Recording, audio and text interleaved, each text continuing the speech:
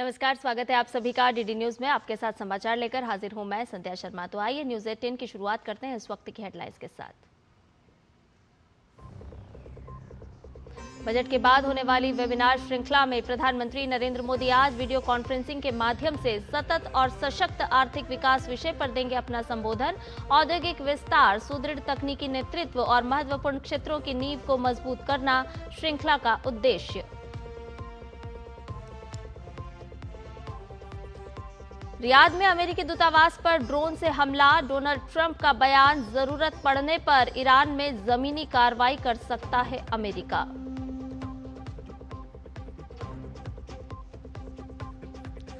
होली के पर्व के लिए रेलवे ने किए व्यापक प्रबंध, घर जाने वाले यात्रियों के लिए विशेष ट्रेनें सुनिश्चित करा रही है आरामदायक, सुरक्षित और समयबद्ध यात्रा।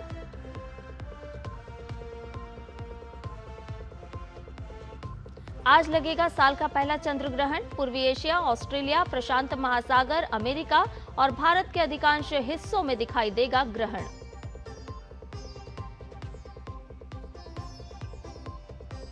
और विश्व वन्यजीव दिवस आज। पीएम मोदी ने कहा, अविश्वसनीय जीव विविधता बनाती है हमारे ग्रह को समृद्ध।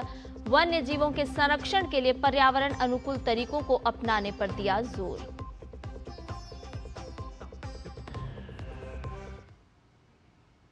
सभी खबरें विस्तार के साथ। प्रधानमंत्री नरेंद्र मोदी आज सतत और सशक्त आर्थिक विकास इस विषय पर बजट पश्चात वेबिनार को संबोधित करेंगे।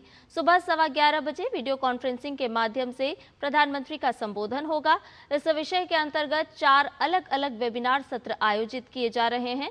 इनमें विभिन्न क्षेत्रों, विनिर्माण, औद्योगिक उन्नयन और रणनीतिक क्षेत्र, लघु और मध्यम उद्यम, वित्त और बाजार पहुंच, शहरी आर्थिक क्षेत्र और इंफ्रास्ट्रक्चर, लॉजिस्टिक्स और माल ढुलाई को शामिल किया गया है। पोस्ट बजट वेबिनार में औद्योगिक विस्तार, तकनीकी नेतृत्व को सुदृढ़ करने और महत्वपूर्ण क्षेत्रों की नींव को मजबूत करने के उद्देश्य से किए जा रहे दूरदर्शी सुधारों पर फोकस किया जा रहा है। विचार विमर्श का मुख्य उद्देश्य इन प्राथमिकताओं को प्रभावी कार्यों में तब्दील करना है। इसके लिए उद्योग जगत के लोगों के अनुभव से मार्गदर्शन लिया जा रहा है और इससे अधिक प्रभावी कार्यान्वयन में भी मदद मिलेगी। पश्चिम बंगाल में दोल उत्सव पूरे धूमधाम से मनाया जा रहा है। राजधानी कोलकाता अबीर से सराबोर नजर आ रही है। बसंत के इस पर्व के दौरान शुभकामनाओं का आदान प्रदान और रविंद्र संगीत की धुनों से माहौल सराबोर है।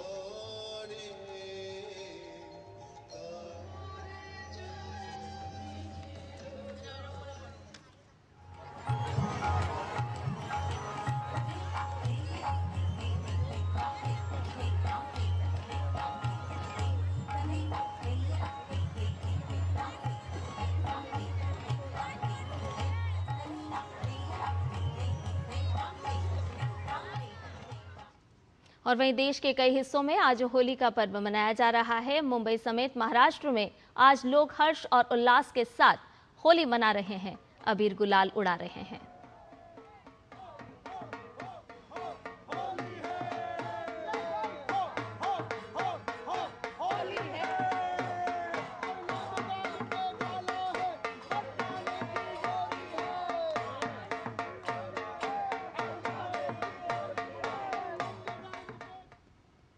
और भारत के इस रंग बिरंगी संस्कृति को जानने के लिए हमारे 2 संवाददाता हमारे साथ जुड़ेंगे। कोलकाता से सौरभ दत्ता और मुंबई से हमारे साथ जुड़ गई हैं श्यामा। तो पहले रुक करते हैं मुंबई का और श्यामा से जानते हैं कि श्यामा, आज होली का त्योहार किस तरह से मनाया जा रहा है, किस तरह से रंग गुलाल उड़ाया जा रहा है, क्या बच्चे क्या बूढ़े?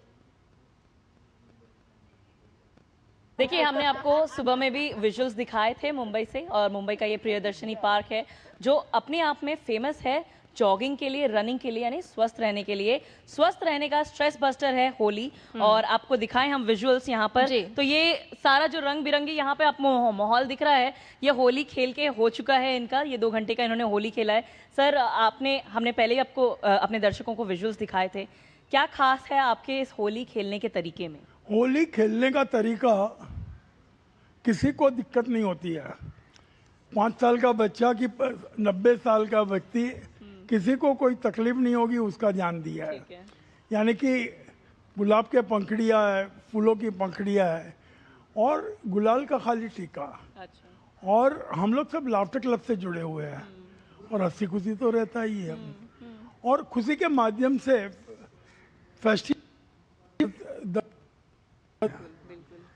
ऐसे कहा जाता है लाफिंग, सिंगिंग, डांसिंग तीनों स्ट्रेस बस्टर है। और आज पूरे विश्व में टेंशन माहौल है, तो ये जरिए के माध्यम से तीनों चीज होती है और ये ऐसी यादगार रहती है कि लोग जब भी मिलते हैं तो होली की याद करते हैं। सर जैसे बता रहे थे, पहले भी बता रहे थे और अभी बता रहे थे कि सभी लोग यहाँ पर आते हैं, तो मैम भी यहाँ पर हैं, इन्होंने रोज़ा रखा हुआ है लेकिन होली के सेलिब्रेशन को वो मिस नहीं करना चाह रही थी। आप बताइए इस साल का अनुभव। इस साल का without taking LSD, we are in LSD, laughing, singing and dancing. So young generation, they take LSD to feel happy, but here we all are happy without taking any drug. ठीक है, आप बताइए सर किस तरीके से आपका होली रहा, थोड़ा सा पीछे आ जाइए यहाँ पे, और क्या अनुभव रहा इस साल? होली का माहौल तो बहुत बढ़िया था और बहुत खुशी मिली हम लोग को, सब छोटे बड़े सब मिलके किए। और ये जगह पे ऐसे कि पचरंगी प्रजा हम लोग आते हैं, सब मिक्स आते हैं, सारे हर एक धर्म के लोग आते हैं। ठीक है, यहाँ पर हमारे पास में देखिए आप बाहर से भी आए हुए हैं लोग। How was your festivals experience? How would you say about celebration and Holi? It was an amazing time. It was very magical. There was lots of colors and food. The singing and the dancing were out of this world. And to begin your day like that, oh, happy Holi. Thank you so much. This is the best day ever. Thank you for this. I will never, ever, ever forget it. Happy Holi! Okay, so इस तरीके से happy Holi मनाया जा रहा है, क्योंकि थोड़ा सा कंफ्यूजन भी रहा है इस वर्ष कि आज मनाएं या 4 तारीख को मनाएं, लेकिन महाराष्ट्र ने, मुंबई ने आज होली को धूमधाम से सेलिब्रेट कर लिया है और इसी प्रकार से अब विभिन्न जगहों पर भी हमें सेलिब्रेशन दिखेगा। बिल्कुल, बहुत ही सुंदर तस्वीरें आप दिखा रही हैं। सामाजिक सौहार्द के रूप में भी ये रंग गुलाल उड़ाया जा रहा है और हमारे साथ हमारे संवाददाता सौरभ दत्ता भी जुड़े हुए हैं। सौरभ, पश्चिम बंगाल, बंगला हम जानते हैं कि सांस्कृतिक रूप से समृद्ध है पश्चिम बंगाल, यहाँ पर किस तरह से बसंत उत्सव मनाया जा रहा है? कहीं फागुन का उत्सव है तो कहीं बसंत का उत्सव है। बसंत उत्सव बंगाल में डोल पूर्णिमा कहा जाता है यहाँ पे, और जो सारे देश में यहाँ होली होती है एक दिन पहले यहाँ पे मनाया जाता है। सुबह शुरू होता है प्रभात फेरी से, वो सुबह सुबह प्रभात फेरी रविंद्र संगीत के साथ मोहल्ले में निकलते हैं, यानी मोहल्ले के जो बुजुर्ग लोग हैं, जो महिलाएं हैं, वो लोग निकलते हैं, साथ साथ उसमें रविंद्र संगीत होता है, टैब्लो कहते हैं हम लोग, उसमें टैब्लो रहता है और एक दूसरे को आबिर से रंग देते हैं और आबिर से रंग देने के साथ साथ उसमें रविंद्र संगीत होता है। और रविंद्र संगीत में ढोल को लेकर खास तरीके से अलग से कुछ गीत हैं, तो वो सब गीत यहाँ पे होते हैं और सुबह सुबह वो दृश्य देखने को मिला है। सारा शहर, सारा राज्य में ही प्रभात फेरी हो गया है और अभी तो 10 बजे है और कुछ देर बाद अभी प्रभात फेरी के बाद सब अपने अपने घर गए हैं और घर जाने के बाद फिर अपनी जो तैयारी है, तैयारी के साथ सब रस्तों पे निकले। 11-12 बजे से फिर रंगने लगेगा बंगाल का सारा रास्ता, गलियां, मोहल्ला। चलिए, बहुत शुक्रिया सौरभ तमाम जानकारी हमसे साझा करने के लिए। साथ ही साथ श्यामा, आपका भी बहुत बहुत धन्यवाद मुंबई से हमसे जुड़ने के लिए और हमारे दर्शकों को खास तौर पर ये रंग बिरंगी तस्वीरें दिखाने के लिए। तो हम सभी जानते हैं कि भारत सांस्कृतिक रूप से समृद्ध है और होली का त्यौहार मनाया जा रहा है, तो वहीं बंगाल का हमने आपको बताया जिक्र करते हुए कि वहाँ पर किस तरह से बसंत का उत्सव मनाया जा रहा है, यानी कि यही भारत की वो विरासत है, वो संपन्नता है जो अनेकता में एकता को प्रदर्शित करती है। वहीं होली की बात ही हम कर रहे हैं तो आपको ये भी बताते चलें कि इस पर्व को देखते हुए भारतीय रेलवे ने देश भर में यात्रियों की सुविधा के लिए विशेष इंतजाम किए हैं। सटीक योजना और समन्वित व्यवस्था के जरिए यह सुनिश्चित किया जा रहा है कि लोग आराम से अपने घर पहुंच सकें। इसी कड़ी में उत्तर रेलवे ने दिल्ली क्षेत्र के प्रमुख स्टेशनों पर अतिरिक्त प्रबंध किए हैं। खास तौर पर पूर्वी राज्यों की ओर यात्रा करने वाले यात्रियों के लिए विशेष ट्रेन चलाई जा रही हैं। 1 मार्च को दिल्ली से 22 विशेष ट्रेनें संचालित की गईं, जिनसे लगभग 3.36 लाख यात्रियों ने सफर किया। ये संख्या पिछले वर्ष की तुलना में करीब 18% ज्यादा है। पिछले 5 दिनों की बात की जाए तो दिल्ली क्षेत्र से लगभग 14 लाख यात्री यात्रा कर चुके हैं। वहीं पश्चिमी रेलवे ने होली के त्योहार के दौरान यात्रा की बढ़ती मांग के बीच 3 दिन में कुल 23 लाख यात्रियों का आंकड़ा दर्ज किया है। 27 फरवरी को 13 लाख यात्रियों ने यात्रा की और इसके बाद 28 फरवरी को 4 लाख और फिर 1 मार्च को 4 लाख यात्रियों ने सफर किया। इसके साथ ही यात्रियों को ऑटोमेटिक टिकट वेंडिंग मशीन यानी कि ATVM और रेल वन ऐप के जरिए टिकट खरीदने के लिए भी प्रोत्साहित किया गया। और इतना ही नहीं, रेलवे सुरक्षा बल यानी कि RPF और टिकट चेकिंग स्टाफ अतिरिक्त बल के साथ तैनात है यात्रियों की सुरक्षा के लिए। उत्तर रेलवे के CPRO हिमांशु शेखर उपाध्याय ने रेलवे की तैयारी को लेकर नई दिल्ली रेलवे स्टेशन पर DD न्यूज से खास बातचीत की है। आपको सुनवाते हैं।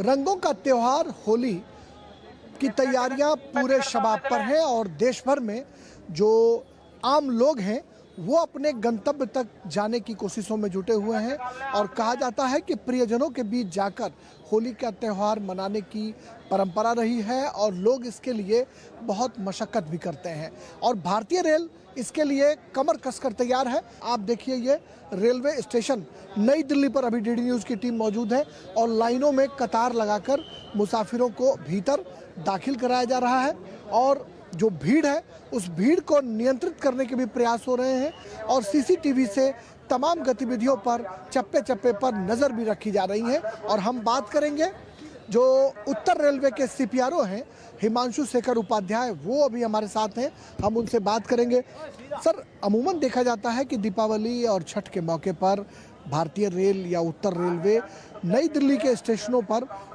पूरी चाक चौबंद व्यवस्था करता है। इस बार होली के लिए क्या व्यवस्था की गई है? इस बार होली में विशेष व्यवस्थाएं की गई हैं क्योंकि ज़्यादा लोग ज़्यादा संख्या में अपने घरों को जाते हैं। होली बड़ा त्यौहार है भारत का, इसलिए तो इस बार सबसे बड़ी बात है स्पेशल ट्रेन का संचालन किया जा रहा है। उत्तर रेलवे द्वारा इस बार 700 स्पेशल ट्रेन का संचालन किया जाएगा।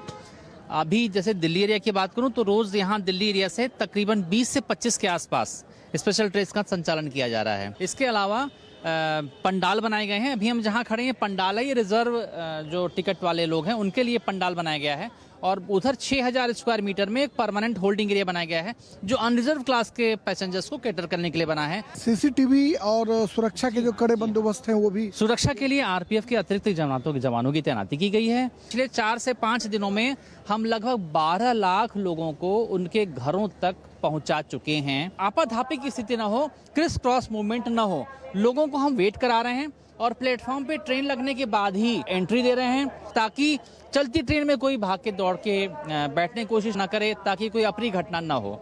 मुसाफिरों के लिए टिकट कटवाने से लेकर उन्हें प्लेटफॉर्म तक दाखिल करवाने के लिए भारतीय रेल पूरी तौर पर मशक्कत कर रहा है।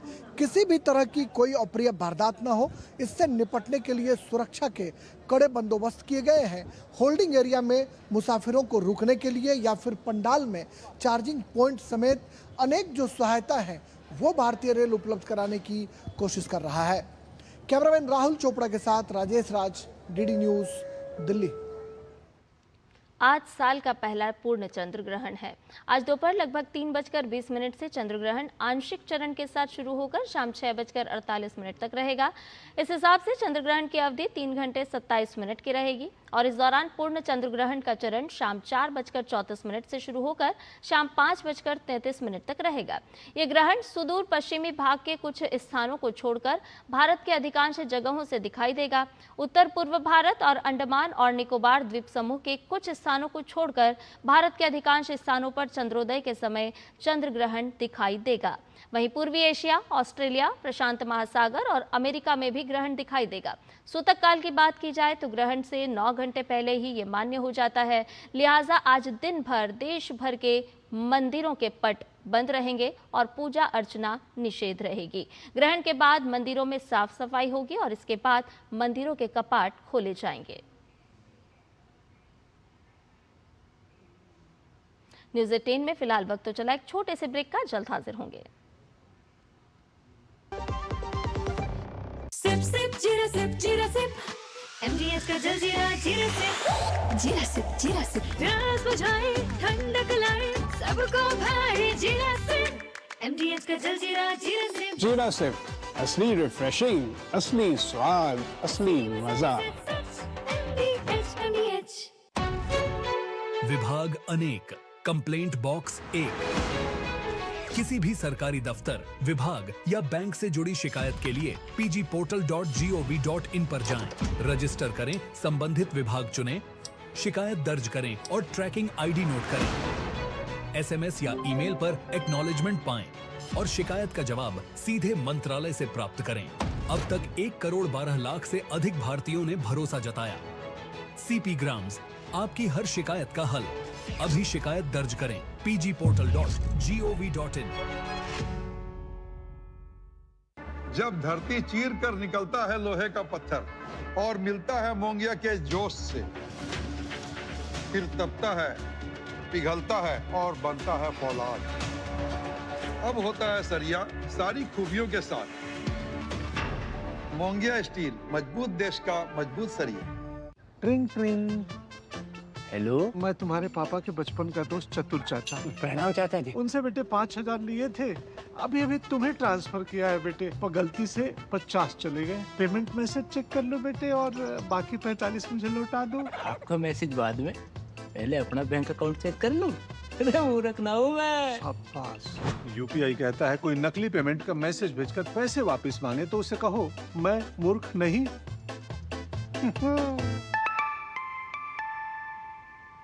जाइए आप भी किसी का टेस्ट लीजिए। और ब्रेक के बाद न्यूज़ 10 में आपका एक बार फिर से स्वागत है। आर्टिफिशियल इंटेलिजेंस सिर्फ एक तकनीक नहीं है, ये भविष्य की दिशा तय करने वाली मजबूत ताकत है। भारत में आयोजित एआई इम्पैक्ट समिट में केवल घोषणाएं नहीं हुई, बल्कि भविष्य की रणनीति तैयार हुई।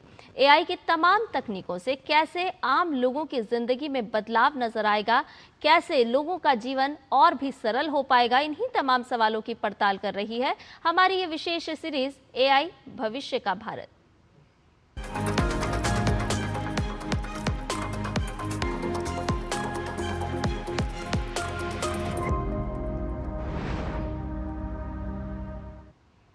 भारत की एआई यात्रा अब नए दौर में प्रवेश कर चुकी है। इंडिया एआई मिशन के तहत 38,000 से ज़्यादा हाई एंड जीपीयूज देश में तैनात किए गए हैं। कम दरों और सरकारी सब्सिडी से स्टार्टअप्स और शोधकर्ताओं को बड़ी ताकत मिली है। भारत अब एआई का सिर्फ उपभोक्ता नहीं रहा, बल्कि वैश्विक नेतृत्व करने की ओर बढ़ता नजर आ रहा है।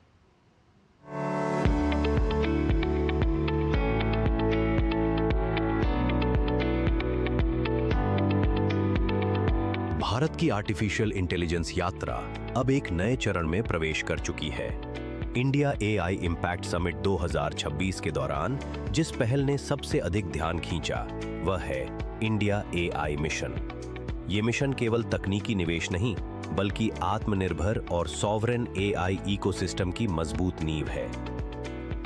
10,300 करोड़ रुपए के निवेश से समर्थित इंडिया एआई मिशन के तहत देश में 38,000 से अधिक हाई एंड जीपीयूज तैनात किए गए हैं। इनमें अत्याधुनिक एनवीडिया के H100 चिप्स और आने वाले ब्लैकवेल मॉडल शामिल हैं। महत्वपूर्ण बात यह है कि ये पूरी कंप्यूट क्षमता घरेलू डेटा इंफ्रास्ट्रक्चर पर आधारित है, यानी डेटा देश की सीमाओं के भीतर सुरक्षित रहता है।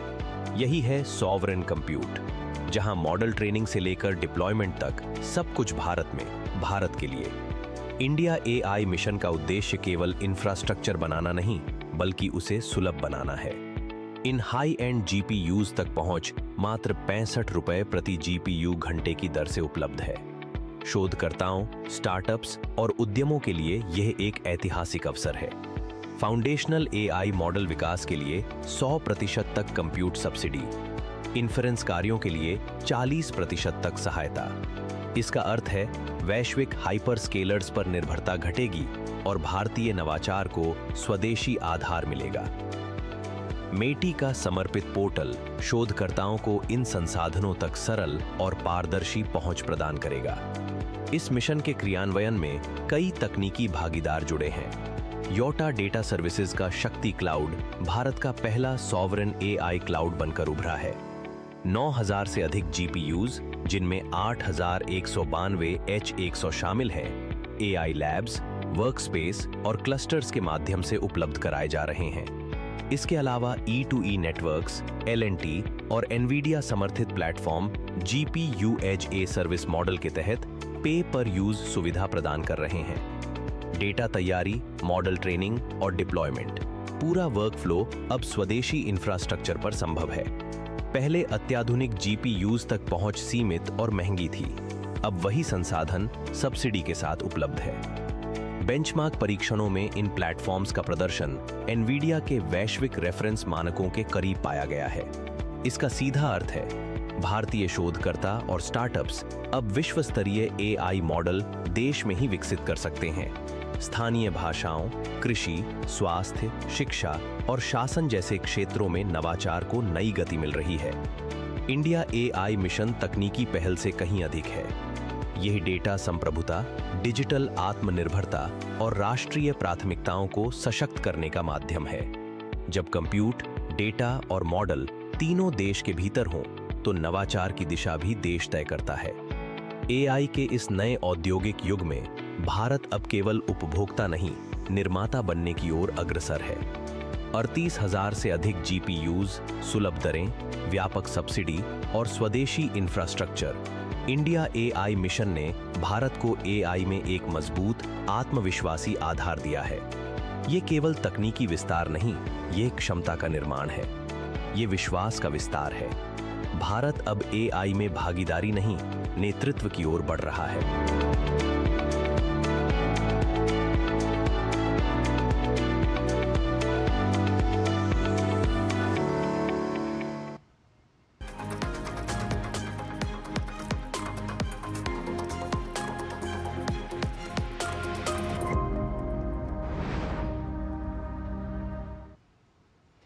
मार्च को हर साल विश्व वन्यजीव दिवस मनाया जाता है। इस अवसर पर आज प्रधानमंत्री नरेंद्र मोदी ने सोशल मीडिया एक्स पर शेयर अपने संदेश में लिखा है कि वर्ल्ड वाइल्ड लाइफ डे का मतलब है अद्भुत जीव विविधता का जश्न मनाना। विश्व वन्यजीव दिवस हमारे ग्रह को समृद्ध करने वाली और हमारे पारिस्थितिकी तंत्र को संतुलित रखने वाली अद्भुत जैव विविधता का उत्सव मनाने का अवसर है। यह दिन वन्यजीव संरक्षण के प्रति समर्पित प्रत्येक व्यक्ति के योगदान को सराहने का भी दिन है। हम वन्यजीवों के संरक्षण, सतत प्रयासों और उनके प्राकृतिक आवासों की सुरक्षा के प्रति अपनी प्रतिबद्धता को दोहराते हैं ताकि हमारा वन्य जीवन बढ़ता रहे।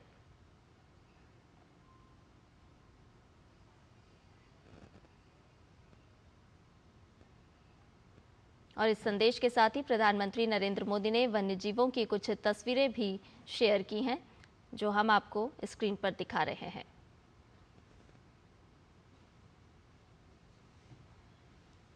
विश्व वन्यजीव दिवस है आज, और इस मौके पर प्रधानमंत्री नरेंद्र मोदी ने अपने सोशल मीडिया प्लेटफॉर्म पर एक संदेश भी साझा किया है और इसके साथ साथ कुछ तस्वीरें भी प्रधानमंत्री ने साझा की हैं। ईरान ने हॉर्मुज जलडमरू मध्य क्षेत्र यानी कि स्ट्रेट ऑफ हॉर्मुज को बंद कर दिया है और वहां से गुजरने वाले किसी भी जहाज पर गोलीबारी करने का ऐलान कर दिया है। ईरानी मीडिया रिपोर्ट्स में रिवॉल्यूशनरी गार्ड्स के एक अधिकारी के हवाले से जानकारी दी गई है। इसके बाद कच्चे तेल की कीमतों में भारी उछाल आने की संभावना है। वहीं अमेरिकी मीडिया की खबर है कि ईरानी अधिकारियों के बयानों के बावजूद दुनिया की तेल आपूर्ति के लिए ये अहम शिपिंग मार्ग बंद नहीं है। Straight of Hormuz Saudi Arab, Iran, Iraq और यूएई जैसे सबसे बड़े खाड़ी तेल उत्पादक देशों को ओमान की खाड़ी और अरब सागर से जोड़ता है।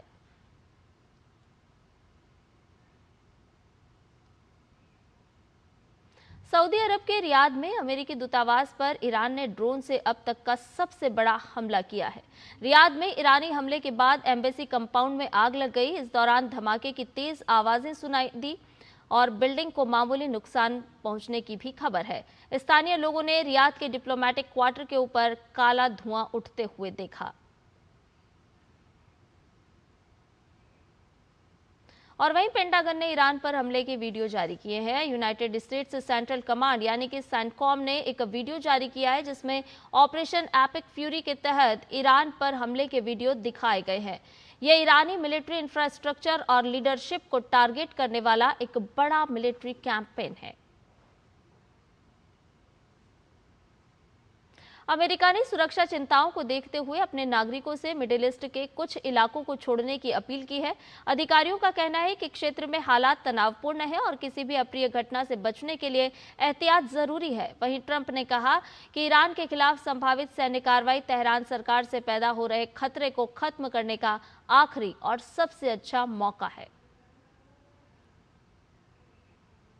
रुक करते खेल की खबरों का। टी20 क्रिकेट विश्व कप का पहला सेमीफाइनल बुधवार को ईडन गार्डन्स में दक्षिण अफ्रीका और न्यूजीलैंड के बीच खेला जाएगा। दूसरा सेमीफाइनल गुरुवार को मुंबई में भारत और इंग्लैंड के बीच होगा। टीम इंडिया ने ग्रुप 1 में 4 अंकों के साथ दूसरे स्थान पर रहते हुए अंतिम 4 में जगह बनाई, जबकि दक्षिण अफ्रीका तीनों मैच जीतकर 6 अंकों के साथ शीर्ष स्थान पर रही। दोनों मैचों के विजेता 8 मार्च को अहमदाबाद के नरेंद्र मोदी स्टेडियम में फाइनल मैच खेलेंगे। और न्यूज़ 18 में फिलहाल के लिए इतना ही। मुझे दीजिए इजाजत। नमस्कार।